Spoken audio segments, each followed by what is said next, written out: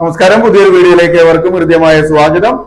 ഇന്നത്തെ വീഡിയോയിൽ നമ്മൾ കാണാൻ പോകുന്നത് SSLC പരീക്ഷയുടെ റിസൾട്ട് വരികയും അതിനുശേഷം അതിൽ ഏതെങ്കിലും കുട്ടികൾ ഏതെങ്കിലും പേപ്പറിൽ തോറ്റു പോവുകയൊക്കെ ചെയ്തിട്ടുണ്ടെങ്കിൽ ആ തോറ്റു പോയിട്ടുള്ള വിഷയങ്ങൾ വീണ്ടും എഴുതിയെടുക്കാൻ വേണ്ടിയിട്ട് എത്ര വിഷയം വരെ എഴുതാം, എപ്പോഴാണ് പരീക്ഷ വരുന്നത്, അതിന്റെ ഫീസ് എത്രയാണ്, എവിടെയാണ് ഫീസ് അടക്കേണ്ടത് തുടങ്ങിയുള്ള കാര്യങ്ങളെ സംബന്ധിച്ചുള്ള ഫുൾ ഡീറ്റെയിൽ ആയിട്ടുള്ള കാര്യങ്ങളാണ് പറയാൻ ആഗ്രഹിക്കുന്നത്.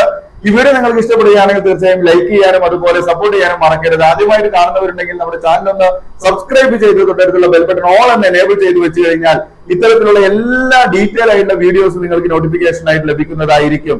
അപ്പൊ നമുക്കറിയാം SSLC പരീക്ഷയിൽ അങ്ങനെ തോറ്റുപോയ വിദ്യാർത്ഥികളൊക്കെ വളരെ കുറവായിരിക്കും. ആരെങ്കിലും പരീക്ഷ എഴുതാതിരിക്കുകയോ അല്ലെങ്കിൽ കുറച്ച് പരീക്ഷകൾ എഴുതി തുടങ്ങിയ സമയത്ത് വല്ല അസുഖമോ അല്ലെങ്കിൽ മറ്റെന്തെങ്കിലും കാരണങ്ങൾ കൊണ്ട് പരീക്ഷ മുഴുമിപ്പിക്കാൻ കഴിയാതിരിക്കുകയൊക്കെ ചെയ്തിട്ടുണ്ടെങ്കിൽ അത്തരം കുട്ടികളെ മാത്രമായിരിക്കും പല സ്കൂളുകളിലും തോറ്റവരായിട്ടുണ്ടാവുക. അല്ലെ, കേരളത്തിലെ മിക്കവാറും എല്ലാ സ്കൂളുകളിലും റെഗുലർ ആയിട്ട് പരീക്ഷ എഴുതിയിട്ടുള്ള എല്ലാ വിദ്യാർത്ഥികളും മാക്സിമം എല്ലാവരും ജയിച്ചതായിട്ടാണ് നമുക്ക് അറിയാൻ സാധിച്ചിട്ടുള്ളത്.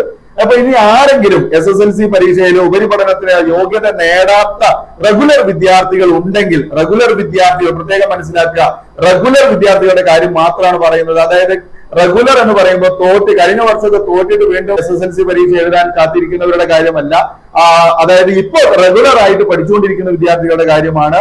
റെഗുലർ ആയിട്ട് പഠിച്ച് പരീക്ഷ എഴുതിയിട്ടുള്ള അതിലാരെങ്കിലും തോറ്റിട്ടുണ്ടെങ്കിൽ അത്തരം കുട്ടികൾക്ക് അവരുടെ തോറ്റ വിഷയങ്ങൾ സേവ് പരീക്ഷ എഴുതാൻ സാധിക്കും എന്നുള്ളതാണ്. ഓക്കെ, പരമാവധി 3 വിഷയങ്ങളാണ് സേവ് എഴുതാൻ സാധിക്കുന്നത്. ഓക്കെ, നിങ്ങൾ ഒരു പേപ്പറാണ് തോറ്റതെങ്കിൽ ഒരു പേപ്പർ മാത്രം എഴുതിയാൽ മതി. എത്ര പേപ്പർ തോറ്റിട്ടോ, അപ്പൊ 4 പേപ്പർ 5 പേപ്പറൊക്കെ തോറ്റ ആരെങ്കിലും ഉണ്ടെങ്കിൽ, അങ്ങനെ ഉണ്ടാവാൻ സാധ്യതയില്ല, ഇനി ആരെങ്കിലും ഉണ്ടെങ്കിൽ നിങ്ങൾക്ക് 3 വിഷയം വരെ സേ എഴുതാം എന്നാണ് പറയുന്നത്. ഓക്കെ, പരീക്ഷ വരുന്നത് 2025 മെയ് മാസം 28-ാം തീയതി മുതൽ 2025 ജൂൺ 2 വരെയാണ്. പ്രത്യേകം ശ്രദ്ധിക്കുക, ഈ മാസം 28-ാം തീയതി മുതൽ ജൂൺ മാസം 2-ാം തീയതി വരെയാണ് ഏത് SSLCയുടെ സേ പരീക്ഷ നടക്കാൻ പോകുന്നത്. ഓക്കെ, SSLCയുടെ സേ പരീക്ഷ നടക്കുന്നത് ഈ മാസം ഈ മാസം 28-ാം തീയതി മുതൽ ജൂൺ 2 വരെയാണ്. പ്രത്യേകം ഓർക്കുക, 3 വിഷയം വരെയാണ് മാക്സിമം, പരമാവധി നമുക്ക് 3 വിഷയങ്ങൾ വരെയാണ്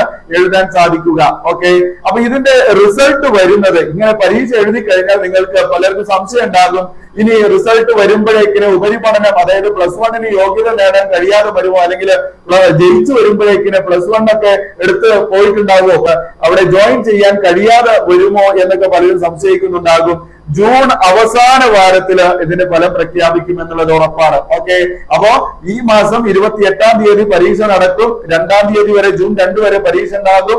റിസൾട്ട് ഒക്കെ വന്നു കഴിഞ്ഞാൽ നിങ്ങൾക്ക് നേരിട്ട് എന്ത് ചെയ്യാം, +1 അഡ്മിഷൻ എടുക്കാൻ സാധിക്കും. അപ്പൊ ജൂൺ അവസാന വാരം ഇതിന്റെ റിസൾട്ട് വരും. അതായത് ജൂൺ ലാസ്റ്റ് വീക്കിലാണ് റിസൾട്ട് വരുന്നത്. ഓക്കെ, അപ്പൊ ഇതുമായി ബന്ധപ്പെട്ട് കൂടുതൽ വിവരങ്ങൾ നിങ്ങൾക്കറിയാൻ നിങ്ങൾ അടുത്തുള്ള നിങ്ങൾ പരീക്ഷ എഴുതിയിട്ടുള്ള സ്കൂൾ ഏതാണോ, സ്കൂളിൽ പോയിട്ട് അവിടെ ഹെഡ് മാസ്റ്ററെ കാണുക, നേരിട്ട് കാര്യങ്ങൾ സംസാരിക്കുക. ഓക്കെ, നിങ്ങൾക്ക് കിട്ടിയ മാർക്ക് ലിസ്റ്റുമായിട്ട് പോവുക, നിങ്ങളുടെ ഹോൾ ടിക്കറ്റ് ഉണ്ടെങ്കിൽ അതുമായിട്ട് പോവുക. മാർക്ക് ലിസ്റ്റ് നിങ്ങൾ ഡൗൺലോഡ് ചെയ്തിട്ടുള്ള കാര്യമാണ് പറയുന്നത്. ഓക്കെ, നിങ്ങളുടെ റിസൾട്ട് വന്നപ്പോൾ നമ്മള് ഓൺലൈനായിട്ട് നമ്മൾ റിസൾട്ട് ചെക്ക് ചെയ്തപ്പോൾ ഒരു പ്രിന്റ് ഔട്ട് എടുത്തിട്ടുണ്ടാകും. ആ പ്രിന്റ് ഔട്ടുമായിട്ടാണ് നിങ്ങൾ നിങ്ങളുടെ സ്കൂളിലേക്ക് പോകേണ്ടത്. സ്കൂളിൽ പോയിട്ട് നിങ്ങൾ ഏതാണ് വിഷയം എഴുതേണ്ടത്, എത്ര മാർക്ക് അവിടെ കിട്ടിയിട്ടുണ്ട്, ഇനി എത്ര മാർക്ക് നേടേണ്ടതായിട്ട് വരും, എത്രയാണ് അതിന് ഫീസ് അടയ്ക്കേണ്ടത്, ഓരോ പേപ്പറിന് എത്രയാണ് ഫീസ്, മാർക്ക് ഷീറ്റിന് എത്ര രൂപ അടയ്ക്കണം തുടങ്ങിയുള്ള എല്ലാ കാര്യങ്ങളും ചോദിച്ചറിയുന്നത് സ്കൂളിൽ നിന്ന് മാത്രമായിരിക്കും. അതാണ് ഏറ്റവും നല്ലത്. നിങ്ങൾ വഴിയിൽ കാണുന്നവരോടും അല്ലെങ്കിൽ മറ്റേതെങ്കിലും ഓൺലൈൻ സെന്ററിലും പോയിട്ട് അന്വേഷിക്കുന്നതിന് പകരം സ്കൂളിലെ ഹെഡ് മാസ്റ്റർ എടുത്ത് പോയിട്ട് ചോദിക്കുക. അതാണ് കൃത്യമായിട്ട് ഡാറ്റ നിങ്ങൾക്ക് അവിടെ നിന്ന് ലഭിക്കുന്നതാണ്. ഓക്കെ, അപ്പോ കാര്യങ്ങൾ മനസ്സിലായി എന്ന് വിചാരിക്കുന്നു. അപ്പൊ ഈ പറഞ്ഞ കാര്യം ഉപകാരപ്പെടുന്ന കുട്ടികളിലേക്ക് മാക്സിമം ഷെയർ ചെയ്യണം, മറക്കരുത്. നിങ്ങൾ ആരെങ്കിലും ഇത്തരം കുട്ടികൾ അറിയുന്നുണ്ടെങ്കിൽ അവരിലേക്ക് ഡയറക്റ്റ് ആയിട്ട് ഷെയർ ചെയ്യുക. അല്ലാന്നുണ്ടെങ്കിൽ നിങ്ങൾ ഉൾപ്പെടുന്ന ഏതെങ്കിലും ഗ്രൂപ്പുകളൊക്കെ ഉണ്ടെങ്കിൽ അവിടേക്ക് നമ്മുടെ വീഡിയോ ഷെയർ ചെയ്യുക. ഇത് ഉപകാരപ്പെടുന്നവരിലേക്ക് എത്തിക്കുക.